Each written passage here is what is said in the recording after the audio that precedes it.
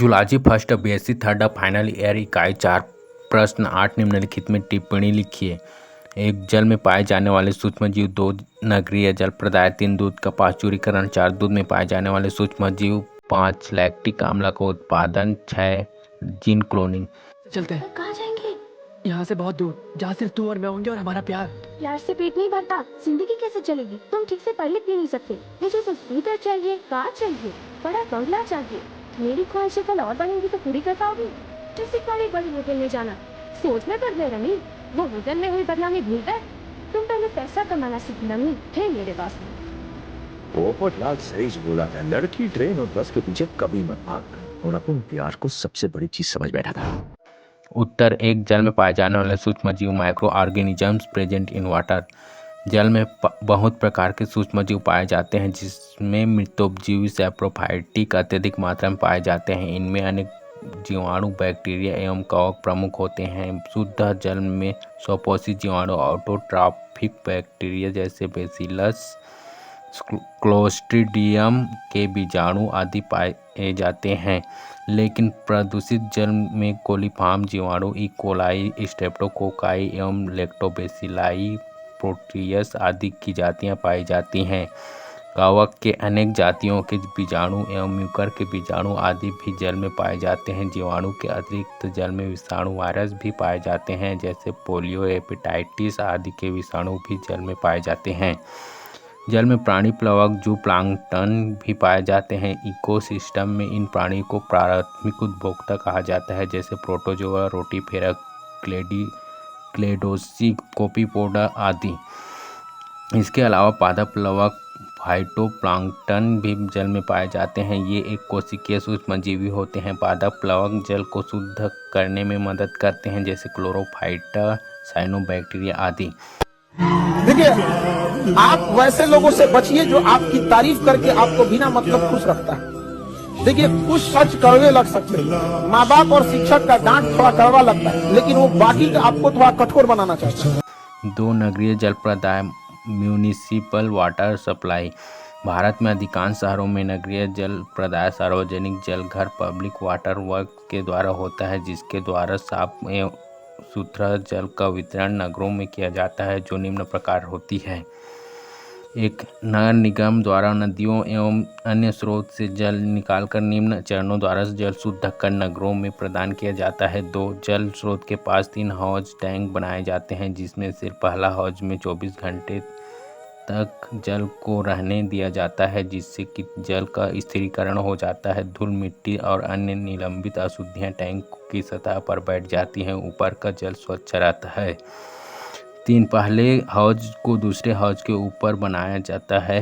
प्रथम हौज का जल दूसरे हौज के 24 घंटे पश्चात छिद्र द्वारा भर दिया जाता है। इस हौज में फिटकरी एलम को मिलाया जाता है। 1 गैलन पानी में 4 ग्रेन फिटकरी को मिलाते हैं। दूसरे हौज टैंक में पानी को ब्लीचिंग पाउडर डालकर शुद्ध किया जाता है।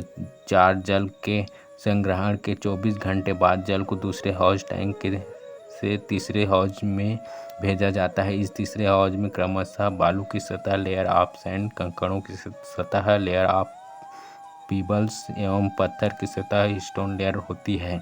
इस हौज में जल क्रमशः बालू स्तर से छन कर कंकड़ों के स्तर से होता हुआ पत्थर के स्तर पर पहुंचता है। इस स्तर से जल चौथे हौज में प्रवेश करता है। चौथे हौज में पराबैंगनी अल्ट्रावायलेट किरणों द्वारा जीवन में अगर आगे बढ़ना है, एक चीज मान लीजिए आप, या तो मिलेगी कामयाबी या तो मिलेगा प्रेम। जल शुद्ध किया जाता है। क्लोरीन पंप के द्वारा जल में क्लोरीन मिलाई जाती है। उपर्युक्त विधि द्वारा जल को शुद्ध एवं रोगाणु रहित डिसइंफेक्टेंट किया जाता है।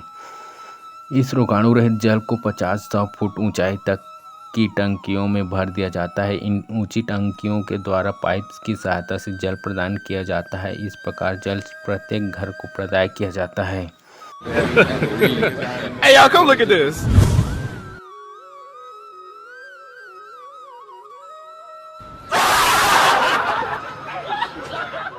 3 दूध का पाश्चुरीकरण, पाश्चुराइजेशन ऑफ मिल्क। पाश्चुरीकरण एक विधि होती है जिसमें दूध को 62 डिग्री सेल्सियस के तापक्रम पर 30 मिनट तक गर्म किया जाता है, जिससे दूध में पाए जाने वाले जीवाणु नष्ट हो जाए। इसकी निम्न विधि है। कम तापक्रम का प्रभाव, लो टेम्परेचर होल्डिंग।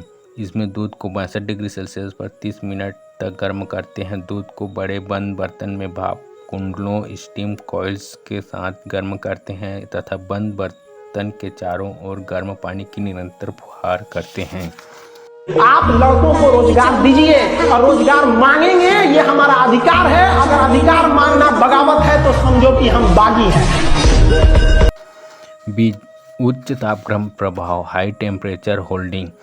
यह साधारण विधि है जो काफ़ी कम समय में समाप्त हो जाती है। इस विधि में दूध को 15 सेकंड तक 72 डिग्री सेल्सियस तक गर्म किया जाता है। दूध को बिजली या गर्म पानी के द्वारा गर्म किया जाता है। इस विधि में ताप का आदान प्रदान होता है जो कि कच्चे दूध को गर्म करता है और गर्म पाश्चुरीकृत दूध को ठंडा करता है। 4. दूध में पाए जाने वाले सूक्ष्मजीव, micro organisms found in milk.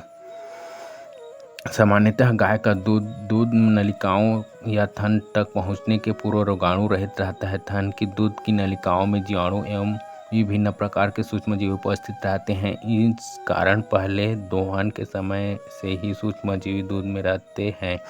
इनकी संख्या कम होती है, परंतु जैसे जैसे दूध को बाल्टी, फिर बर्तनों में, फिर डिब्बे द्वारा घरों में पहुंचाया जाता है, वैसे वैसे सूक्ष्मजीवों की संख्या बढ़ती जाती है। दूध में निम्न सूक्ष्मजीवी पाए जाते हैं: स्ट्रेप्टोकोकाई, लैक्टोबैसिली, माइक्रोबैक्टीरिया, कॉलीफॉर्म्स, माइक्रोकोकाई, प्रोटियस जातियां आदि।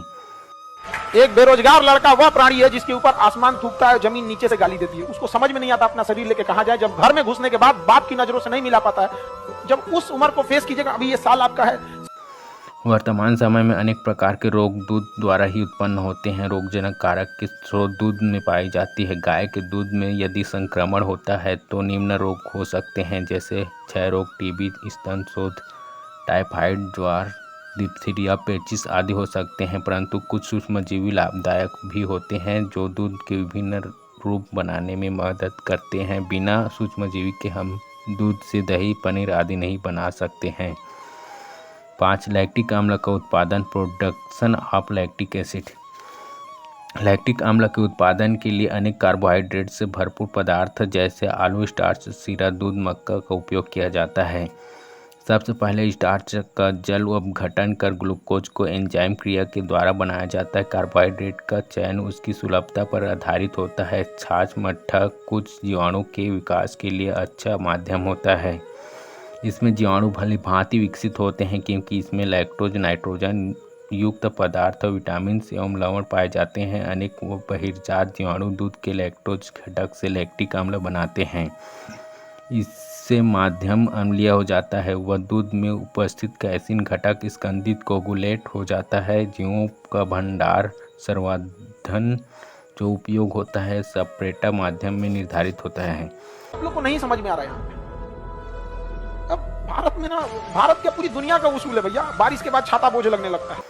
छाछ, मट्ठे, उष्मायन टैंक से निवेश द्रव्य को किण्वन टैंक में मिलाया जाता है। इसकी मात्रा किण्वन मात्रा से 5 से 10% के बराबर होनी चाहिए। किण्वन के समय चूने के घोल को धीरे धीरे मिलाया जाता है, जिससे अम्ल उदासीन होकर कैल्शियम लैक्टेट बनता है। किण्वन पूर्ण होने पर टैंक के पदार्थ को उबाला जाता है, जिससे प्रोटीन का स्कंदन होता है। इसको फिर छाना जाता है। यह प्राणियों के आहार के लिए उपयोगी होता है। फिल्ट्रेट, जिसमें कैल्शियम लैक्टेट होता है, इससे में जल निकालकर कैल्शियम लैक्टेट का सांद्रण किया जाता है। लैक्टिक अम्ल उत्पादन का सारांश निम्न है।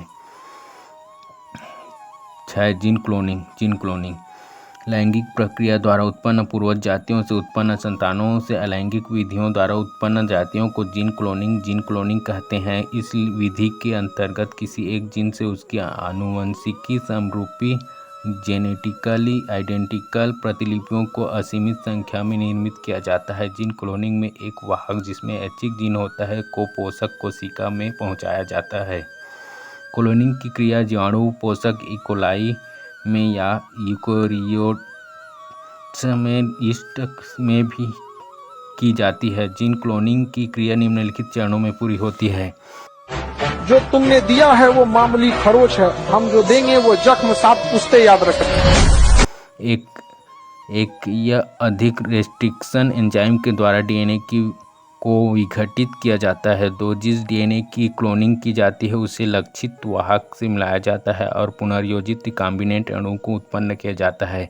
3, रिकॉम्बिनेंट डीएनए अणु को पोषक जीवाणु कोशिका में प्रवेश कराया जाता है। इस प्रकार वाहक अणु के प्रवेश के द्वारा पोषक कोशिका रूपांतरित हो जाती है। 4, रूपांतरित कॉलोनी का चयन कर वृद्धि की जाती है।